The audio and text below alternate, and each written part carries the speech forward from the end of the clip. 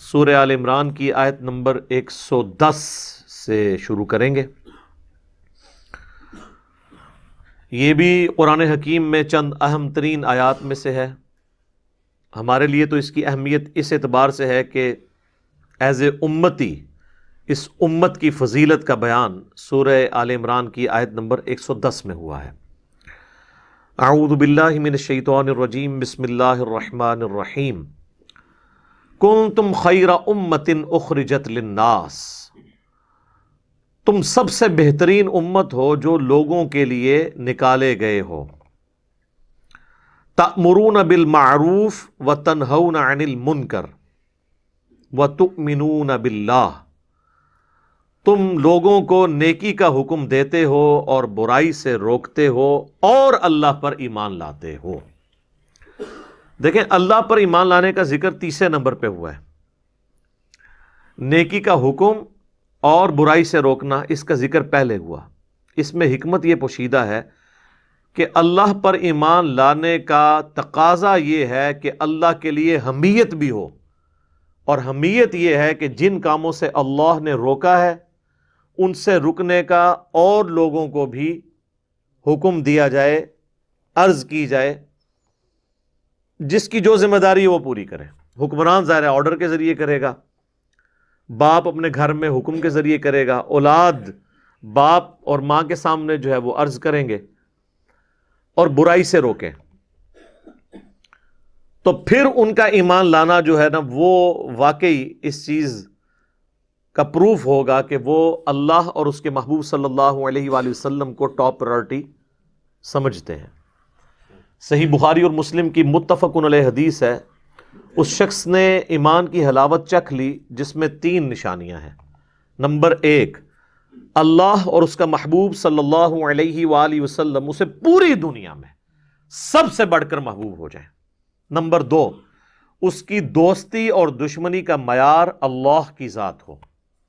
اور نمبر 3، کفر کی طرف لوٹایا جانا اس کے لیے اتنا ہی مشکل ہو جائے جتنا زندہ آگ میں جلنا، یعنی وہ آگ میں جلنے کے لیے تیار ہو جائے لیکن اپنا دین نہ چھوڑے۔ جس میں 3 یہ باتیں ہوں گی وہ ایمان کی مٹھاس چکھے گا۔ دوسری بات کیا ہوئی کہ دوستی اور دشمنی کا معیار اللہ کی ذات۔ تو جب کبھی بھی برائی دیکھے تو ظاہر ہے وہ اللہ کے ریفرنس سے اس برائی کو روکنے کی کوشش کرے گا، اور یہ اس امت کا منصب ہے جس کی وجہ سے یہ امت محمدیہ صلی اللہ علیہ وآلہ وسلم سابقہ تمام پیغمبروں کی امتوں سے بہتر ہے۔ ویسے پبلک کو تو یہ کہانی کرائی گئی ہے کہ چونکہ ہم اللہ کے محبوب صلی اللہ علیہ وآلہ وسلم کی امت ہیں اس لیے ہمارا مرتبہ اگلی امتوں سے بڑھ کر ہے۔ یہ آدھا سچ ہے۔ پورا سچ یہ ہے کہ چونکہ نبی صلی اللہ علیہ وآلہ وسلم کی ختم نبوت کی وجہ سے قیامت تک انبیاء کا سلسلہ بین ہو چکا ہے، تو نبیوں والا کام رسول اللہ صلی اللہ علیہ وآلہ وسلم کی امت کو ٹرانسفر ہو گیا۔ تو جب اس امت نے نبیوں والا کام کرنا ہے تو ان کا سٹیٹس اگلے انبیاء کی امتوں سے بڑھ گیا۔ ویسے اگلے انبیاء کی امتیں بھی نیکی کا کام کرتی تھیں، لیکن ان کی رسپانسبلٹی اس لیول کی نہیں تھی جو ہماری امت پہ آئی ہے۔ کیوں؟ اگلے انبیاء کسی قوم اور قبیلے کی طرف آتے تھے، تو قرآن میں ہے نا وَلَقَدْ بَعَثْنَا فِي كُلِّ أُمَّةٍ رَسُولًا أَنِ اعْبُدُوا اللَّهَ وَاجْتَنِبُوا الطَّاغُوتَ۔ ہر امت میں ہم نے کوئی نہ کوئی رسول اٹھایا اس بنیادی دعوت کے ساتھ کہ عبادت کرو اللہ کی، اور اللہ کے مخالفت پہ جو طاغوت کھڑے ہیں ان کی نفی کرو۔ وَإِن مِّنْ أُمَّةٍ إِلَّا خَلَا فِيهَا نَذِيرٌ، کوئی امت نہیں گزری، اللہ تعالیٰ فرماتا ہے، جس میں ہم نے کوئی نہ کوئی ڈر سنانے والا نہ بھیجا ہو، لیکن وہ اپنے قوم، قبیلے، علاقے کے لیے ہوتے تھے، پوری انسانیت کے لیے وہ پیغمبر نہیں ہوتے تھے۔ پوری انسانیت کے لیے اگر کوئی پیغمبر ہے تو ہمارے محبوب صلی اللہ علیہ وآلہ وسلم ہے۔ وَمَا أَرْسَلْنَاكَ إِلَّا كَافَّةً لِلنَّاسِ بَشِيرًا وَنَذِيرًا، اور ہم نے آپ کو نہیں بھیجا مگر پوری انسانیت کے لیے ڈر سنانے والا اور خوشخبری دینے والا۔ وَمَا أَرْسَلْنَاكَ إِلَّا رَحْمَةً لِلْعَالَمِينَ، نبی صلی اللہ علیہ وآلہ وسلم رحمت بنا کے بھیجے گئے ہیں سارے جہان والوں کے لیے. وما ہوا الا ذکر للعالمین. قرآن تو نہیں ہے نصیحت. اور یہ آیت رسول اللہ کی طرف بھی لوٹتی ہے کہ رسول اللہ تو نہیں ہے مگر نصیحت سارے جہان والوں کے لیے. تو چونکہ سارے کے لیے ہیں تو آپ تو ظاہر دنیا سے چلے گئے ہیں, ہم لوگ تو بعد میں آئے ہیں. ہم لوگوں تک بات پہنچانا امت کی ذمہ داری ہے, اور ہمارے بعد آنے والے لوگوں تک بات پہنچانا ہماری ذمہ داری ہے. اس حوالے سے میں نے بخاری اور مسلم کی کئی احادیث, حجۃ الوداع کا خطبہ نبی علیہ السلام کا, یوم النحر کا خطبہ پچھلی کلاس کے اندر کور کیا ہے, میں آج اس کو ریپیٹ نہیں کروں گا. بہرحال یہ ایک بہت بڑا منصب ہے جس کی وجہ سے یہ امت اگلی امتوں پر بازی لے گئی کہ اس کو نبیوں والا کام ٹرانسفر ہوا ہے. اور وہ نبیوں والا کام اس وجہ سے ٹرانسفر ہوا کہ نبی علیہ السلام خاتم النبیین ہے, اس وجہ سے یہ امت افضل ہو گئی اگلی امتوں سے. تو ہماری جو افضلیت ہے وہ نیکی کی دعوت دینا اور برائی سے روکنا ہے. ہماری افضلیت اس لیے نہیں ہے کہ ہم کہیں کہ کچھ بھی ہیں اللہ تیرے محبوب کی امت سے ہیں. ہم نے تو کوئی نہیں سیدھے راستے پہ آنا. نبی علیہ السلام کی نسبت, وہ نسبت جو ہے وہ اس کام کی وجہ سے یہ بڑی نسبت ہے کہ ہم نیکی کا حکم دیتے ہیں اور برائی سے روکتے ہیں. اسے عربی میں کہا جاتا ہے امر بالمعروف, حکم دینا معروف نیکی کے کاموں کا, ونہی عن المنکر, اور روکنا منکر سے, انکار کی گئی چیزوں سے, برائی سے. یہ ٹرم یوز ہوتی ہے امر بالمعروف ونہی عن المنکر, لیکن یہ کام دونوں کرنے والے ہیں. امر بالمعروف تو اتنا میٹھا کام ہے کہ وہ آپ کافر کے سامنے بھی کر سکتے ہیں. اصل جو مسئلہ ہے وہ ہے نہی عن المنکر, جو آپ مسلمان کے سامنے کرتے ہوئے بھی ڈرتے ہیں, یعنی کسی کو برائی سے روکنا. اس کی آپ پریکٹیکل مثال دیکھیں. اگر آپ دن کے وقت موٹر بائک کی ہیڈ لائٹ آن کر کے 1 کلومیٹر کا سفر مجھے طے کر کے بتائیں ایسی روڈ پہ جس پہ لوگ چل رہے ہوں, آپ کو 20 لوگ ملیں گے یوں اشارہ کرتے ہوئے.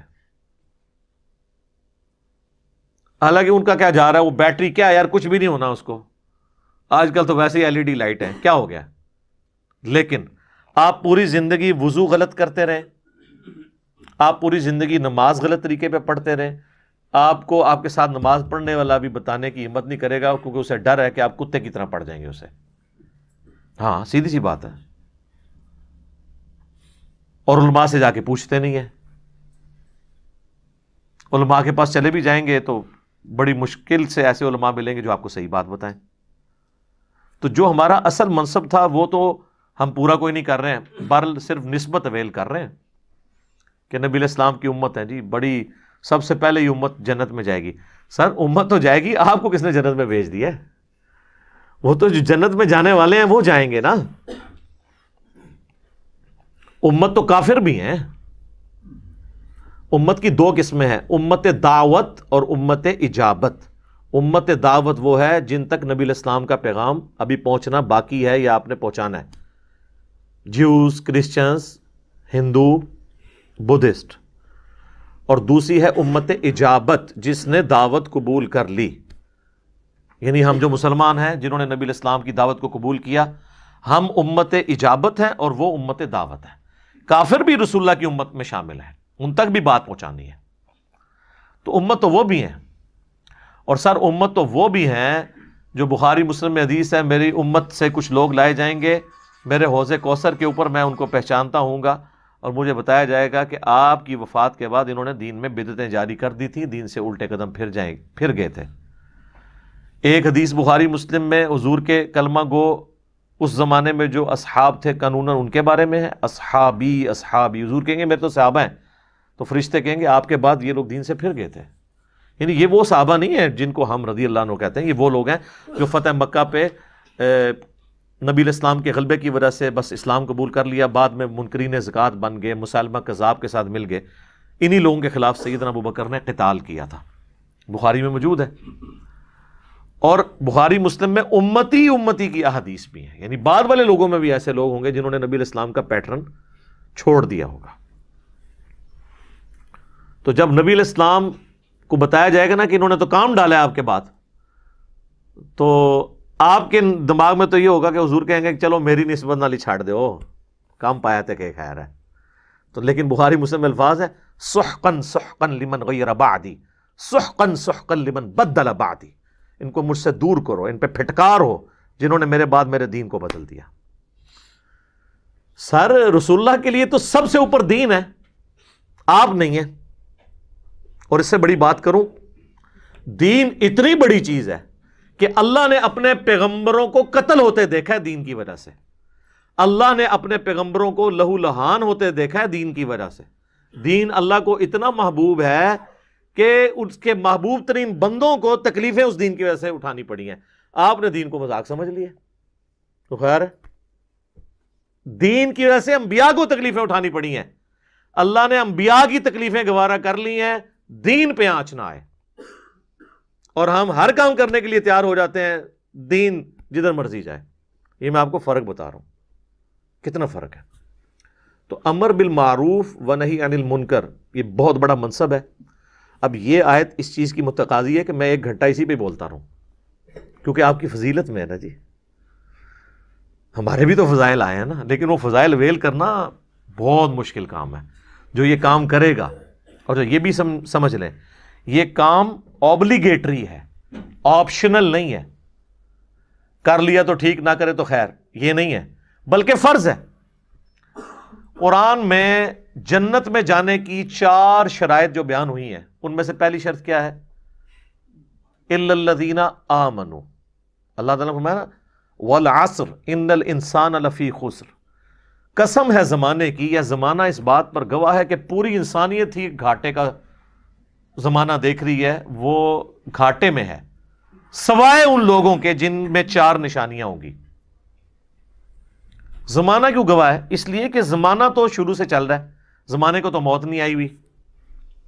زمانے نے یہ وقت دیکھا ہے کہ نوح علیہ السلام کے ساتھ صرف 78 لوگ کشتی میں بچے، باقی سب غرق ہوئے. اسی زمانے نے پھر یہ بھی دیکھا کہ لوط علیہ السلام کی 2 بیٹیاں ان کے ساتھ بچیں، پوری قوم لوط تباہ ہوئی. اسی زمانے نے فرعونیوں کو ڈوبتے ہوئے دیکھا. اسی زمانے نے قوم صالح کی بربادی دیکھی. اسی زمانے نے قوم عاد کی تباہی دیکھی. یہ سورج تو وہی ہے، یہ دیکھتا آ رہا ہے. تو یہ زمانہ گواہ ہے کہ اوورآل زیادہ تر لوگ تباہ ہی ہوئے ہیں انسانیت میں، دنیا اور آخرت کے اعتبار سے. الا الذین آمنوا، ہاں چند ہیں ایمان والے. وعملوا الصالحات، جو کہ نیک عمل کیا کرتے تھے، یہ کریں گے. وتواصوا بالحق، اور لوگوں کو بھی وصیت کریں گے سچائی کی بات کی. کونے مان کے نہیں بیٹھ جائیں گے، سچائی کے لیے کھڑے ہوں گے، سچائی اور انصاف کے اوپر قائم ہوں گے. اولو العلم قائما بالقسط کے تحت، چاہے ان کو اپنے خلاف بھی گواہی دینی پڑے، اپنے رشتہ داروں کے خلاف گواہی دینی پڑے، وہ کھڑے ہو جائیں گے اللہ کے لیے، اللہ کے مجاہد بن کے، رسول اللہ کے سپاہی بن کے صلی اللہ علیہ وآلہ وسلم. وتواصوا بالحق، وصیت کریں گے حق بات کی، سچی بات بتائیں گے لوگوں کو، بالکل 2 ٹوک. وتواصوا بالصبر، اور پھر جب پھینٹی لگے گی تو صبر کریں گے. جی یہ ہو ہی نہیں سکتا کہ آپ حق بات کریں تو آگے آپ کی پھینٹی نہ لگے. اگر آپ کے سامنے ہزاروں کا مجمع اور سبحان اللہ کہہ رہا ہے تو آپ یہ بات سمجھ لیں کہ آپ شاید کوئی ایسی بات پیش کر رہے ہیں جو حضرت نوح علیہ السلام سے بھی بہتر فارم میں آپ نے کو پیش کر دی ہے. تو یہ تو پاسبل نہیں. تو یا آپ وہ بات کر رہے ہیں جو نوح علیہ السلام نے کی تھی تو ان کو تکلیف اٹھانی پڑی تھی، تو آپ کیسے وہ بات کریں اور وہ آپ کو تکلیف نہ اٹھانی پڑے؟ یہ تو ایک نیچرل چیز ہے. تو یہ ڈیٹم لیول پہ 4 شرائط ہیں کامیابی کی. الا الذین آمنوا وعملوا الصالحات وتواصوا بالحق وتواصوا بالصبر. اس کے بغیر تو چھٹکارا نہیں ہے. لہذا دعوت و تبلیغ کا کام کرنا یہ کوئی یہ نہیں ہے کہ کر لیا تو ثواب، نہ کرے تو گناہ. نہیں، یہ اسی طرح ضروری ہے جس طرح ایمان لانا. ہاں اس کا دائرہ کار ڈیفرنٹ ہوگا. ایک گھر کے اندر یہ ذمہ داری ہوگی باپ کی اپنی بیوی اور بچوں تک بات پہنچانا. ایک دفتر میں ذمہ داری ہوگی آفیسر کی کہ وہ اپنے انڈر لوگوں تک پازیٹیولی بات کو پہنچائے. بحث و مباحثہ نہیں کرنا، صرف بات پہنچانی. یہ بات ذہن میں رکھیے گا. بحث کرنے کی اجازت تو اللہ کے نبی کو بھی نہیں ہے. جن سے کوئی لائق ہو نہیں سکتا کہ وہ اگلے بندے کو دلائل پہ قائل کر لیں گے، ان کو بھی کہا گیا وَإِذَا خَاطَبَهُمُ الْجَاهِلُونَ قَالُوا سَلَامًا. ہاں یہ ذہن میں رکھنا ہے. صرف دعوت. وما علینا الا البلاغ. حتیٰ کہ حضور کا وہم بھی اللہ تعالیٰ نے نکال دیا یہ بات کہہ کے. اگر آپ کے دماغ میں بھی کوئی بات آتی تو اللہ تعالیٰ نے وہ بھی نکال دیا کہ اے نبی ہم آپ سے نہیں پوچھیں گے لوگ دوزخ میں کیوں گئے, آپ کا کام صرف بات پہنچانا ہے. یہ نہیں پوچھیں گے کہ آپ کو ایک ذمہ داری دیتی سی, وہ باوجود ایڈے بڑے دوزخ چلے گئے نے کیا کیتا ہے تسی. نہیں, آپ کا کام صرف پہنچانا ہے. جس نے جانا ہے جہنم میں جائے, آپ کا کام صرف پہنچانا ہے. حتیٰ کہ اس سے بھی بڑھ کے قرآن میں کئی جگہ یہ مضمون آیا ہے, فَلَعَلَّكَ بَاخِعٌ نَفْسَكَ عَلَىٰ آثَارِهِمْ إِن لَّمْ يُؤْمِنُوا بِهَٰذَا الْحَدِيثِ أَسَفًا. تو اپنی جان کو ہلاک کر لے گا اے نبی اس غم سے کہ لوگ قرآن پہ ایمان نہیں لا رہے. چھوڑو. اس سے بھی بڑھ کر اللہ تعالیٰ نے فرمایا سَيَذَّكَّرُ مَن يَخْشَىٰ. آپ نے نصیحت اس کو کرنی ہے جو واقعی ڈرتا ہے. وَيَتَجَنَّبُهَا الْأَشْقَىٰ. اور جو بدبختی پہ اترا ہوا ہے اس کو چھوڑ دیں. الَّذِي يَصْلَى النَّارَ الْكُبْرىٰ. اس کا علاج یہ ہے کہ ہم اسے بڑی آگ پہ پیش کریں گے. ثُمَّ لَا يَمُوتُ فِيهَا وَلَا يَحْيَىٰ. پھر وہ اس آگ میں نہ زندوں میں ہوگا نہ مردوں میں. قَدْ أَفْلَحَ مَن تَزَكَّىٰ. بے شک کامیاب وہ ہوا جس نے اپنا تزکیہ کر لیا, اصلاح کر لی. وَذَكَرَ اسْمَ رَبِّهِ فَصَلَّىٰ. اور اپنے رب کا نام لے کر نماز پڑھی. ہم اپنے رب کا نام لے کے نماز پڑھتے ہیں, اسی لیے 4 رکعتوں میں 22 دفعہ اللہ اکبر آتا ہے, سٹارٹ سے لے کے ہر رکعت میں.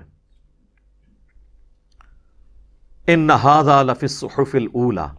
یہی ایک کانٹے کی بات تھی جو اگلے صحیفوں میں تھی. بل تؤثرون الحیات الدنیا والآخرۃ خیر وابقی.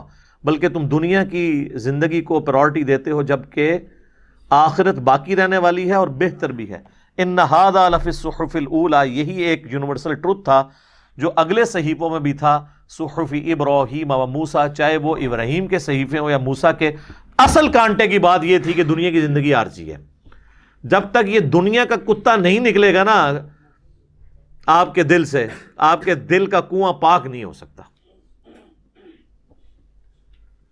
تو نصیحت صرف بات آپ نے پہنچانی ہے, منوانی نہیں. ہاں منوانا کس کا کام ہے؟ باپ کا. وہ تو ابو داؤد میں حدیث ہے 10 سال کا بچہ ہو جائے نماز پڑھاؤ, نماز نہ پڑھے مارو. لیکن لوگوں کے بچوں کو نہیں نماز کے لیے آپ نے مارنا. یا مسجد میں بیٹھ کے تو لوگوں کے جو بیچارے بچے آئے ہوئے ہیں مسجد میں ان کے اوپر آپ نے پوری اپنا وہ سوٹا لے کے مگر نہیں ہو جانا جس نے بابے جڑے ویلے بیٹھے ہوندے نے جا کے مصیبت بنے ہوندے نے. یہ نہیں, اپنے بچوں پہ اپنے سنتے نہیں, لوگوں کے بچوں ڈانٹتے نے جا کے. وہ زمانے گئے کہ جب محلے میں, ہم نے تو وہ زمانہ دیکھا ہے تو ہم محلے میں ہر بزرگ سے ڈرتے تھے, اور اب وہ زمانہ ہے کہ لوگ اپنے ماں باپ سے نہیں ڈرتے. کتنا فرق آ چکا ہے. تو دعوت پہنچانی ہے آپ نے. ہاں جو بائی فورس ہے نا وہ جہاں جہاں آپ کا ہلکا اثر ہے, حکمران کا کام ہے بائی فورس کرے گا, اس کے پاس سلطہ ہے نا, طاقت ہے. آپ کا کام نہیں ہے کہ آپ ڈنڈے لے کے تو جا کے سینما توڑنا شروع کر دیں. نہیں, آپ برائی دیکھیں گے صرف دعوت دیں گے کہ بھئی یہ غلط ہو رہا ہے, بس. باقی حکمران کا کام ہے زنا کے اڈے بند کروانا, جوئے کے اڈے بند کروانا, یہ آپ کا کام نہیں ہے, یہ حکمرانوں کا کام ہے. حکمرانوں کو ایجوکیٹ کریں گے, وہ کریں گے تو ٹھیک, نہیں کریں گے تو آپ نے جو ہے نا خود کچھ حملہ آور نہیں ان پہ بن جانا. بس آپ کی ذمہ داری پوری ہوگی, کو ایگزسٹ کرنا ہے. اس چیز کو سمجھنے کی ضرورت ہے. تو یہ امر بالمعروف و نہی عن المنکر یہ اتنی بڑی چیز ہے کہ یہ اس کے لیے اس سے بڑی کیا فضیلت ہو سکتی ہے کہ یہ نبیوں کا کام ہے. اس کائنات میں اللہ کو سب سے محبوب لوگ کون ہیں؟ انبیاء کرام علیہ السلام. تو جو ان کا کام ہوگا وہ سب سے بہتر کام ہوگا, اس سے تو اوپر کوئی کام ہی نہیں ہو سکتا. ہمیں نبی علیہ السلام کا کیا تعارف کروایا گیا جی, بڑیاں شانہ نے. جناب اللہ کے نبی کی سب سے بڑی جو شان ہے وہ یہ ہے کہ آپ خاتم النبیین ہیں. اور اس کو سن کے سبحان اللہ نہیں کہنا, اس میں یہ میسج ہے کہ یہ کام امت کا ہے کہ آگے آپ کا مشن پہنچائے. جو بخاری مسلم کی میں نے پچھلی دفعہ حدیث بیان کی تھی, آپ نے یوم النہر کے خطبے میں بھی کہا 10 ذوالحجہ کے کہ لوگوں کیا میں نے اللہ کا پیغام پہنچا دیا؟ سب نے کہا بلا یا رسول اللہ, پہنچا دیا. تو آپ نے 3 دفعہ آسمان کی طرف انگلی اٹھا کے نہ پبلک کی طرف کی کہ اے اللہ گواہ رہنا, گواہ رہنا, گواہ رہنا, میں نے ان تک پیغام پہنچا دیا. پھر کہا یہ تمہاری ذمہ داری ہے کہ جو یہاں موجود نہیں ان تک تم نے یہ بات پہنچانی ہے. اور پھر قیامت کے دن اگر اللہ تم سے میرے بارے میں پوچھے تو تم کیا کہو گے؟ سب نے کہا یا رسول اللہ ہم کہیں گے کہ آپ نے پیغام پہنچا دیا. وہ نیچے والے تو شاید یہی سمجھ رہے ہوں گے کہ جی بس یہی کام ختم ہو گیا. انہوں نے کہا اچھا یہ کہو گے نا, تو اب پھر میں نے کیا کرنا ہے؟ میں نے تو اللہ کو بتا دیا کہ میں نے پہنچا دیا, اب تم نے بھی آگے پہنچانا ہے. صرف اتنی ڈیوٹی نہیں کہ مجھ تک نبی نے پیغام پہنچا دیا تھا، اب اللہ کو تم نے جواب دینا ہے کہ نبی نے پہنچا دیا تھا، مان گئے ہو تو تم نے آگے کیا کیا.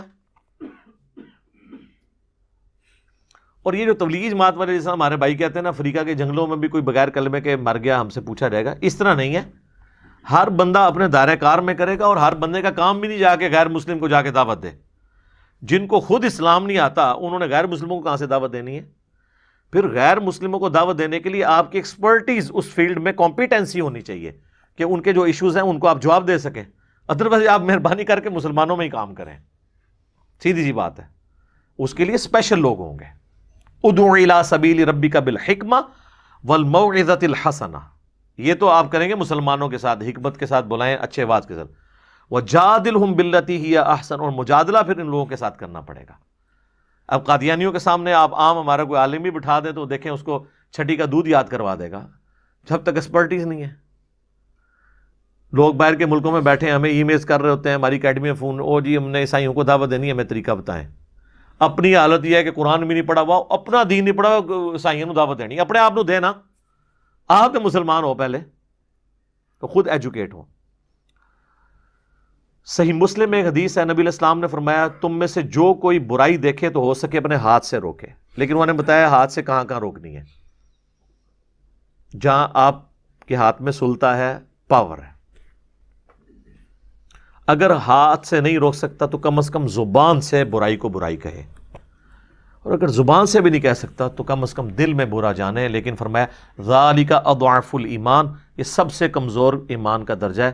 یعنی یہ بالکل ایک نازک سی ڈنڈی کے ساتھ ہی جڑا ہوا ہے ایک ایمان کیا. یعنی ایٹ لیسٹ اللہ کی ریکوائرمنٹ ہے کہ زبان سے آپ نے برائی کو برائی کہنا ہے، اور سب سے اعلیٰ درجہ ہے کہ ہاتھ کے ساتھ. اب ذرا ہاتھ سے تو حکمران کریں گے، زبان علماء کا کام ہے. گونگا شیطان اللہ کو پسند نہیں ہے. بخاری اور مسلم میں ایک اور حدیث ہے، نبی علیہ السلام فرمایا کہ نیکی کا حکم دینے والے اور برائی سے روکنے والوں کی مثال اس کشتی کی مانند ہے. اب دیکھیں کیسی حضور نے مثال بیان کی، جس کی 2 منزلیں ہوں. پرانے زمانوں میں بحری جہاز چلا کرتے تھے. اس کشتی کی 2 منزلیں ہوں، اوپر والی منزل کے لوگ جو ہیں پانی ان کے پاس رکھا ہو، نیچے والی جو منزل کے لوگ ہیں ان کے پاس پانی نہیں ہے، تو ان کو بار بار سیڑھیاں چڑھ کے اوپر پانی کے لیے جانا پڑتا ہے. کچھ دنوں کے بعد انہوں نے یہ مشورہ کیا کہ یار یہ بار بار جو ہم اوپر جو جاتے ہیں اپنی کشتی میں سوراخ کیوں نہ کر لیں، نیچے سے پانی نکال لیں دریا کا. تو انہوں پتہ ہے جو کرے گا تو پھر ہوئے گا کہ. حضور علیہ السلام نے فرمایا اب جو اوپر والی منزل کے لوگ ہیں جب ان کو یہ بات پتہ چلے اور وہ یہ کہنا شروع کر دیں وہ تو خیر ہے اپنے حصے کی منزل میں سوراخ کر رہے ہیں، ہمارا کیا لے رہے ہیں، تو وہ بھی ڈوبیں گے اور نچلے بھی ڈوبیں گے. اور اگر وہ ان کو روک لیتے ہیں تو خود بھی بچ جائیں گے، ان کو بھی بچا لیں گے. حضور نے فرمایا یہ مثال ہے نیکی کا حکم دینے اور برائی سے روکنے کی، کہ جو لوگ نیک وہاں پہ موجود ہیں اگر وہ برائی سے باقی لوگوں کو نہیں نہ روکتے تو ہم تو ڈوبے ہیں صنم، تمہیں بھی لے ڈوبیں گے. تمہیں اس لیے لے ڈوبیں گے کہ تمہیں اللہ پوچھے گا بھئی تجھے اپنے دنیا کے نقصان پہ تو غصہ اور غم ہوتا تھا، جب میرے دین کا جنازہ نکل رہا تھا تو چپ کر کے بیٹھ کے اے سی والے کمروں میں سبحان اللہ روزانہ 100 دفعہ الحمدللہ اللہ اکبر، یہ تو بڑا آسان ہے نا، سبحان اللہ و بحمدی 100 دفعہ صبح 100 دفعہ شام نو، اے تو کام پا کے رکھے، اصل جڑا کام کرنے تو کیتا ہی کوئی نہیں. Point to be noted. ایک اور حدیث ہے بخاری مسلم میں، نبی علیہ السلام فرمایا میں نے جہنم میں اپنے امتیوں میں سے بعض واعظین کو، واعظین یعنی علماء کرام کی اتنی عزت ہے، ان کو دیکھا کہ وہ اپنے پیٹ کی انتڑیوں کے گرد جہنم میں چکر کاٹ رہے ہیں جس طرح کہ کولو کا گدھا. عرب میں نا وہ آج بھی ہمارے انٹیریئر پنجاب کے اندر، اب تو بہت کم ہو گیا یہ چیز، بہت بیکورڈ ایریا میں ہوتا ہے کہ وہ بیل کو چلا کے نا تو گندم کے سٹے رکھ دیتے ہیں، وہ ان کے اوپر جب وہ پڑتا ہے ان کا پاؤں تو وہ ان کے دانے لادا ہوتے ہیں، تو گدھا بھی اس کام کے لیے استعمال ہوتا ہے. تو اس طرح وہ جہنم میں چکر کاٹ رہے ہیں اور اہل جہنم ان کے گرد جمع ہو کے ان سے پوچھتے ہیں حضرت صاحب تسی بھی، آپ تو ہمیں نیکی کا حکم دیتے تھے، تو چلو ہمارا تو سمجھ آتا ہے کہ ہم نے آپ کی باتوں پہ عمل نہیں کیا اور ہم بھی جہنم میں آپ کے ساتھ ہیں، آپ کیوں پہنچ گئے ہیں؟ تو کہیں گے کہ ہم بس کہتے ہی تھے آپ کو، کر دے ہو ہی جو تسی کر دے ہو. اسی لیے کہتے ہیں نا کہ او کام نہ کرو جو مولوی کردا ہے، او کام کرو جو مولوی کہندا ہے. کیا وہ عموماً ٹھیک ہی ہوتے ہیں کہانیوں کو چھوڑ کے. اور بعض روایتوں میں یہ ہے کہ جو سننے والے ہیں وہ جنت میں پہنچ جائیں گے. وہ کہیں گے حضرت آپ کی ہم اتنی تقریریں سن کے جنت میں ہیں اور آپ خود جہنم میں ہیں. وہ کہیں گے وہ آپ نے تو عمل کر لیا, ہم نے عمل نہیں کیا. ٹھیک ہے, تو یہ اسلام جوڑوں کی اندر ہے. امر بالمعروف و نہی عن المنکر جوڑا ہے, نیکی کا حکم دینا, برائی سے روکنا. علم اور عمل بھی جوڑا ہے. خالی علم نو چٹنا ہے اگر عمل نہیں کیا, اور خالی عمل کا کیا کرنا ہے اگر وہ علم کی بنیاد پہ نہیں ہے کہ جو طریقہ نبی علیہ السلام نے بتایا تھا اس کے بغیر آپ عمل کرتے رہے ہیں تو وہ عاملۃ ناصبہ, عمل کر کر کے تھک جائیں, جتنا مرضی ٹکریں مارتے رہے. بغیر وضو کے آپ نماز پڑھتے رہیں, نماز تو کوئی نہیں ہونی جب تک آپ کو طہارت کے مسائل نہیں پتا ہوں گے, نماز کا طریقہ نہیں پتا ہوگا. تو یہ پیرلل میں دونوں چیزیں کمپلسری کمپلیمنٹری جڑی ہوئی ہیں. تو امر بالمعروف و نہی عن المنکر اس اعتبار سے بہت ہی امپورٹنٹ ہے. ایک اور حدیث ہے بڑی زبردست جامعہ ترمذی کے اندر کہ سیدنا ابوبکر صدیق رضی اللہ تعالیٰ عنہ نے یہ آیت تلاوت کی, یا ایھا الذین آمنوا علیکم انفسکم لا یضرکم من ضل اذا اہتدیتم. اے ایمان والو تم اپنی جان کی فکر کرو, تمہیں کوئی نقصان نہیں پہنچا سکے گا جو خود گمراہی پر ہے, تم اپنا کام سیدھا رکھو. اور حضرت ابوبکر نے کہا کہ تم یہ آیت پڑھ کے یہ سمجھتے ہو کہ تم خود نیکی کا کام کرتے رہو, جو برائی کرتے ہیں ان کا وبال تم پہ نہیں پڑے گا. تو یہ مطلب نہ لینا ہے اس آیت کا, کیونکہ میں نے خود رسول اللہ سے سنا تھا کہ اگر کہیں پہ لوگ موجود ہوں اور وہ برائی کو دیکھتے ہوں اور برائی کو روکنے کی کوشش نہ کریں تو عنقریب اللہ ان سب پہ عذاب بھیج دے گا, اور وہ دعا کریں گے ان کی دعائیں بھی قبول نہیں ہوں گی, یعنی نیکوں کو بھی رگڑا لگ جائے گا. پھر اس آیت کا کیا مطلب ہے؟ کیا ایمان والو تمہیں گمراہ کی گمراہی نقصان نہیں پہنچائے گی اگر تم ہدایت پہ ہو. مراد یہ ہے ہدایت پہ کون ہوگا؟ جو نبیوں کے طریقے پہ ہوگا. ہدایت پہ یہ ہے کہ آپ خود بھی سیدھے راستے پہ چل رہے ہیں اور لوگوں کو نیکی کا کہہ رہے ہیں, تو اب آپ ہیں ہدایت پہ.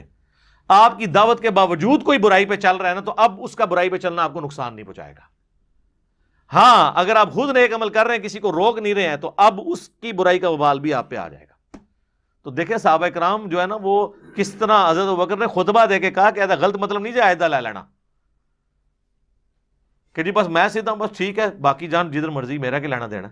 یہ اس صورت میں ہوگا جب آپ ان تک بھی بات پہنچا دیں اور پھر بھی وہ نہ مانے, پھر ٹھیک ہے آپ کو کوئی نقصان نہیں ہوگا ان کی وجہ سے, ورنہ رگڑا لگ جائے گا. خیر اس کے اوپر میں کئی ایک احادیث بیان کر سکتا ہوں. To cut the story short, یہ کامیابی کے لیے امر بالمعروف و نہی عن المنکر بھی ضروری ہے, اور یہی وہ خوبی ہے جو ہمیں نبی علیہ السلام کی وجہ سے ملی, ختم نبوت کی وجہ سے, اور وہ اس لیے کہ پوری کائنات کے لیے آپ کو پیغمبر بنا کے بھیجا گیا. ایک اور حدیث بھی ہے بخاری مسلم میں کہ مجھے اللہ نے 5 خصوصیات ایسی دی ہیں جو کسی پیغمبر کو نہیں دی. اس میں سے پہلی خصوصیت یہ ہے کہ پوری زمین میرے لیے سجدہ گاہ ہے, میرے امتی جہاں چاہیں نماز ادا کریں. پہلے ہوتا تھا صرف مسجد میں نماز پڑھنی ہے, مسجد کے علاوہ اگر آپ کہیں اور ہیں تو ساری نمازیں جمع کر کے اکٹھی گھر آ کے واپس مسجد میں پڑھتے تھے. دوسرا, مجھے پوری انسانیت کے لیے پیغمبر بنا کے بھیجا گیا. تیسرا, 1 مہینے کی مسافت سے میرا روب کافروں پہ ڈال دیا. چوتھا, مال غنیمت میرے لیے حلال کر دیا گیا. پہلے مال غنیمت حلال نہیں ہوتا تھا. اور 5واں, نبوت کا سلسلہ مجھ پہ ختم کیا گیا. جناب نبوت کا سلسلہ ختم ہونا یہ ہے وہ ٹائٹل, اور پوری انسانیت کے پیغمبر بنا کے بھیجنا یہ ہے وہ ٹائٹل جس کی وجہ سے ہماری بھی فضیلت ہے کہ ہم اس پہ عمل کریں گے. خالی خلی نعرے لگانے سے کچھ نہیں ہونا. وَلَوْ آمَنَ أَهْلُ الْكِتَابِ لَكَانَ خَيْرًا لَهُمْ, اگر اہل کتاب بھی ایمان لے آتے تو ان کے لیے اچھا ہوتا. پہلے بھی کتنا سورہ بقرہ میں ذکر آیا کہ اہل کتاب کو تو پتا تھا یہی وہ پیغمبر ہیں جن کی پیش گوئی ہماری کتابوں میں ہے, تو اللہ تعالیٰ ماتا ہے تمہاری خیریت اس میں ہی تھی دنیا اور آخرت کی, تم ایمان لے آتے. لیکن اب تمہاری قسمت میں پٹائی لکھی ہے, تو دنیا میں بھی آپ دیکھ لیں قاسیہ اور یرموک میں ذلیل ہوئے, اور آخرت کی بھی ذلت باقی ہے. منہم المؤمنون واکثرهم الفاسقون, ان میں سے مومن بھی ہیں لیکن اکثر فاسق ہی ہیں. بہت کم لوگوں نے ایمان قبول کیا ہے.